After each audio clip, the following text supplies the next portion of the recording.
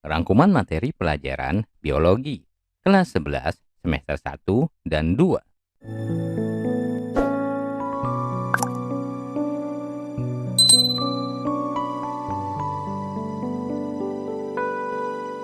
Bab 2, jaringan. Bab 3, sistem gerak.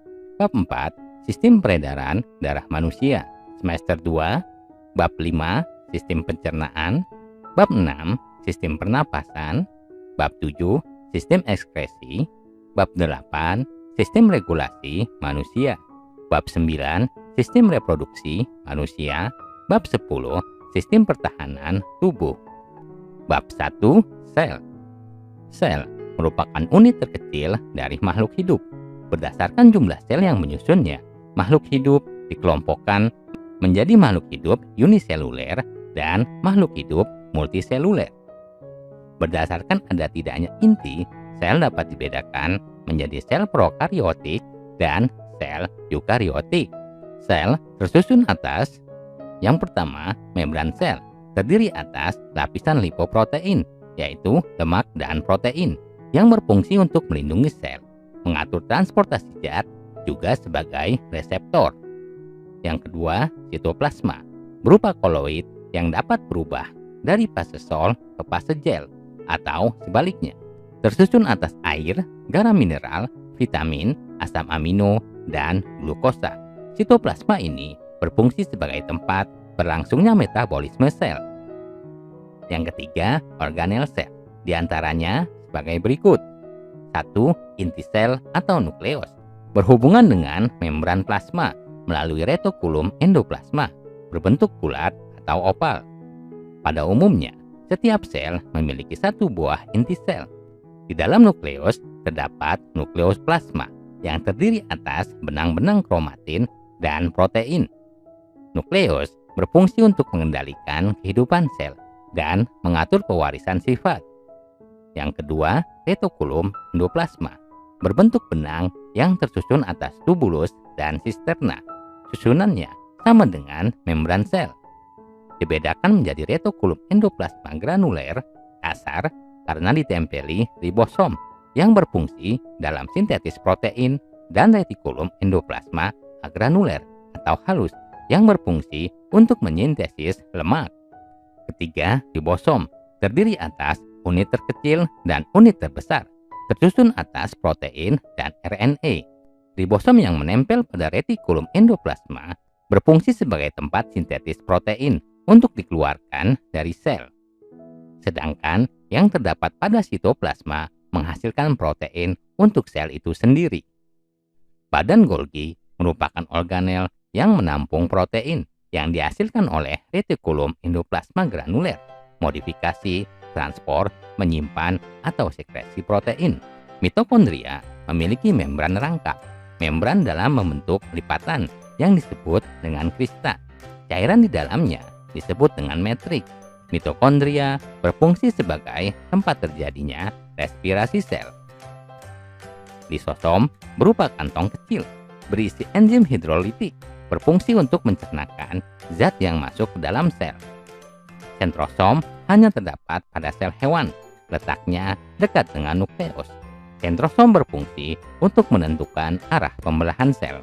Mikrotubulus merupakan penyusun benang spindel, silia flagel, dan juga merupakan rangka dari sel.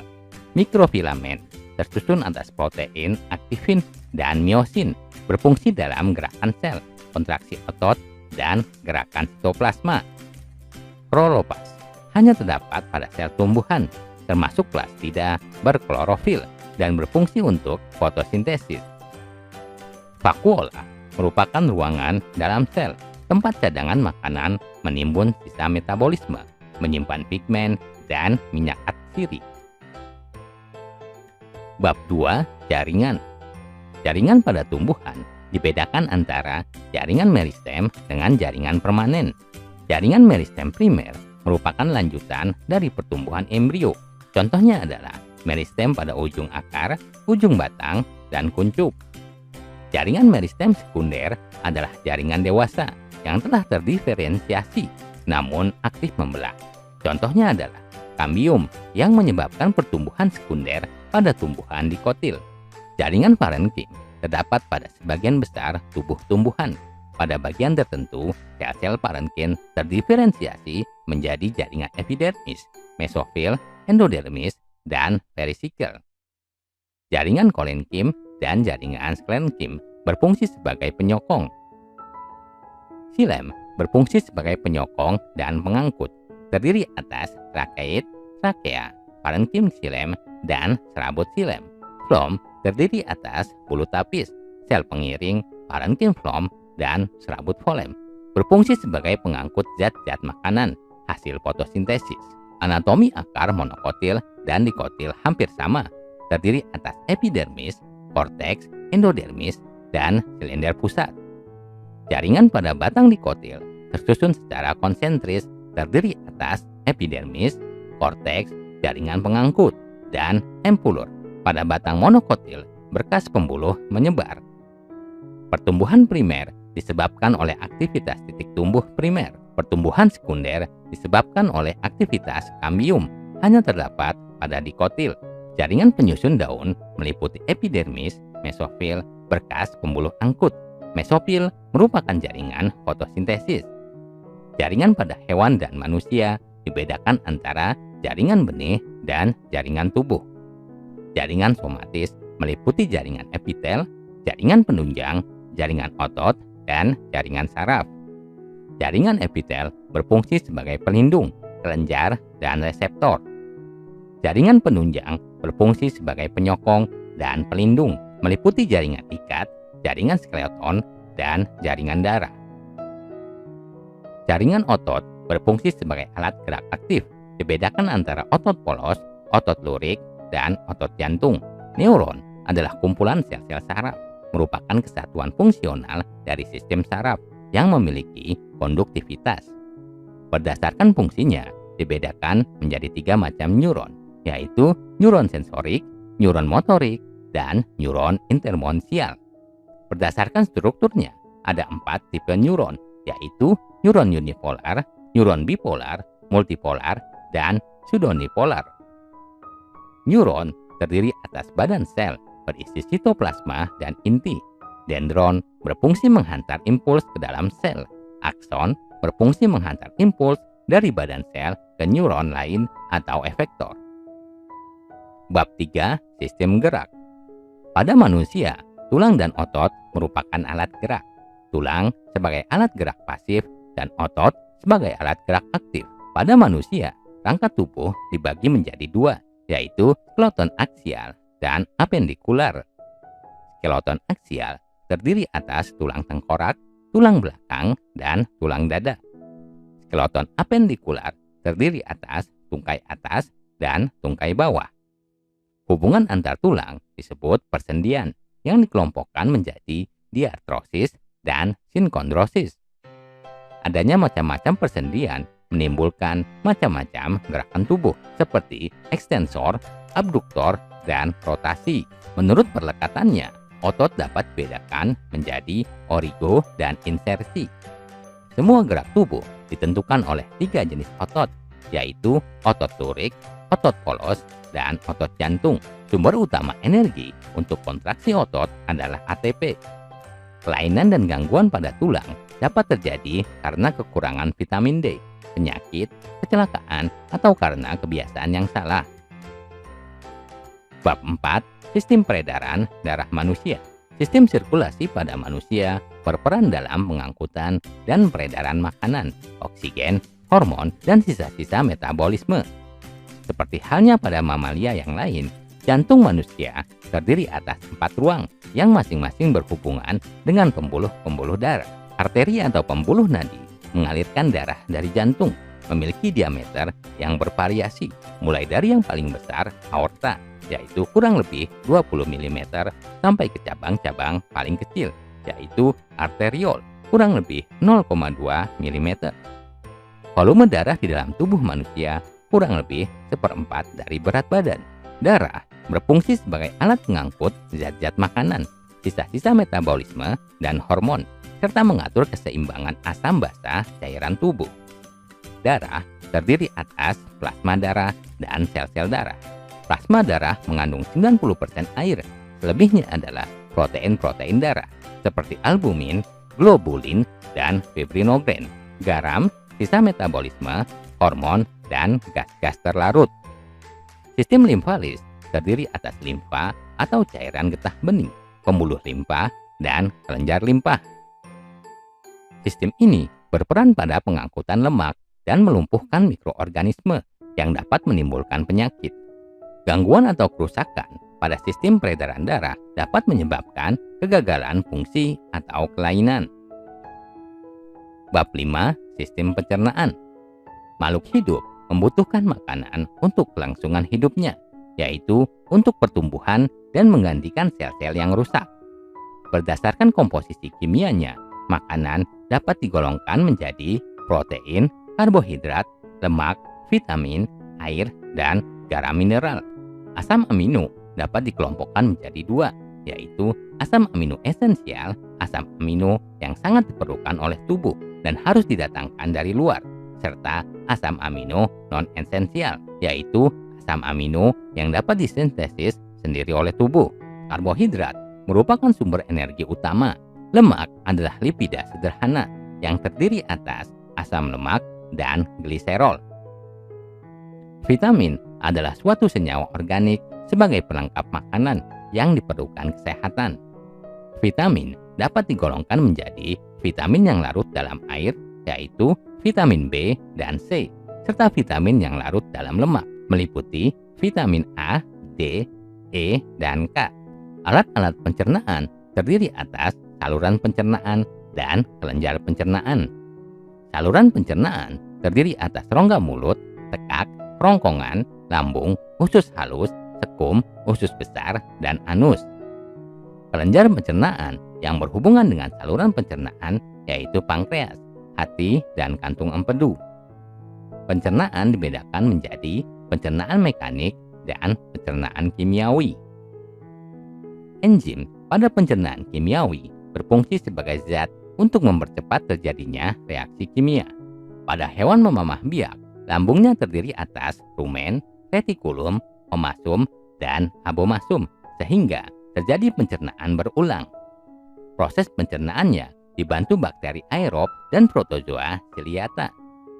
Hewan invertebrata umumnya belum memiliki alat khusus untuk pencernaan. Bab 6. Sistem pernapasan. Alat pernapasan pada manusia terdiri atas hidung, tenggorokan, bronkus, bronkiolus, dan paru-paru. Respirasi atau pernapasan dapat diartikan sebagai suatu proses pengambilan O2 dan pelepasan CO2 yang bertujuan untuk mendapatkan energi. Pernapasan dapat dibedakan berdasarkan tempat terjadinya, yaitu pertukaran O2 dan CO2 menjadi pernapasan eksternal, pelepasan CO2 dari kapiler paru-paru ke atmosfer, dan pernapasan respirasi atau internal, yaitu pelepasan O2 dari kapiler darah ke jaringan dan pelepasan CO2 jaringan ke pembuluh vena.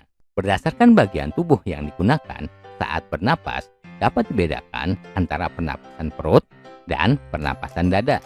Volume udara pernapasan dapat dibedakan menjadi volume udara tidal, volume udara residu, volume udara vital, volume udara cadangan, volume udara total, volume udara inspirasi, dan ekspirasi. Berbagai kelainan dapat terjadi pada sistem pernapasan, baik yang disebabkan bakteri, radang alat pernapasan, pendarahan, penjumbatan, kapiler darah di paru-paru. Pernapasan pada hewan bervariasi, misalnya dengan paru-paru, insang, kulit, dan trakea. Bab 7. Sistem ekskresi.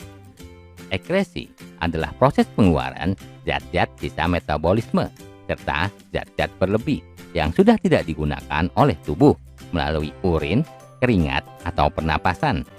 Manusia dan vertebrata lainnya mengeluarkan sisa metabolisme melalui paru-paru, hati, kulit, usus, dan ginjal. Ginjal merupakan organ utama dalam sistem ekskresi manusia. 3 proses utama yang terjadi di ginjal untuk menghasilkan urin sebagai hasil ekskresi adalah filtrasi, reabsorpsi, dan sekresi. Satuan fungsional ginjal adalah nefron yang terdiri atas glomerulus, dan kapsula Bowman, tubulus proksimal, lengkung Henle, tubulus distal, dan tubulus pengumpul. Ekskresi urin diatur oleh kerja saraf dan hormon. Sistem ekskresi pada invertebrata lebih sederhana dibanding dengan kelompok vertebrata. Organ ekskresi pada cacing tanah, seperti juga pada Annelida lainnya, adalah metaneridia. Sedangkan pada belalang dan arthropoda darat lain berupa tubula malpighi. Bab 8. Sistem regulasi manusia. Sistem saraf terdiri atas sistem saraf pusat dan sistem saraf tepi. Sistem saraf pusat terdiri atas otak dan sumsum tulang belakang, sedangkan sistem saraf tepi terdiri atas saraf sensorik dan saraf motorik. Saraf sensorik dan saraf motorik ada yang bekerja di bawah kontrol saraf sadar, ada pula yang bekerja di bawah kontrol saraf tak sadar. Saraf yang bekerja di bawah kesadaran meliputi saraf spinal dan saraf kranial. Saraf yang bekerja di bawah saraf tak sadar meliputi saraf simpatetik dan saraf parasimpatetik. Kedua sistem ini termasuk sistem saraf otonom. Satuan terkecil dari fungsi saraf yaitu refleks. Ada refleks yang melibatkan otak dan sebagian besar refleks yang melibatkan sumsum tulang belakang. Sel-sel saraf menyampaikan rangsangan melalui pembentukan sinapsis. Pada sinapsis kimia, hubungan antara neuron dibatasi oleh celah sinaps. Di ujung akson pada celah sinaps banyak vesikel atau kantung kecil yang melepaskan neurotransmitter. Banyak obat-obatan yang berpengaruh kuat pada sistem saraf.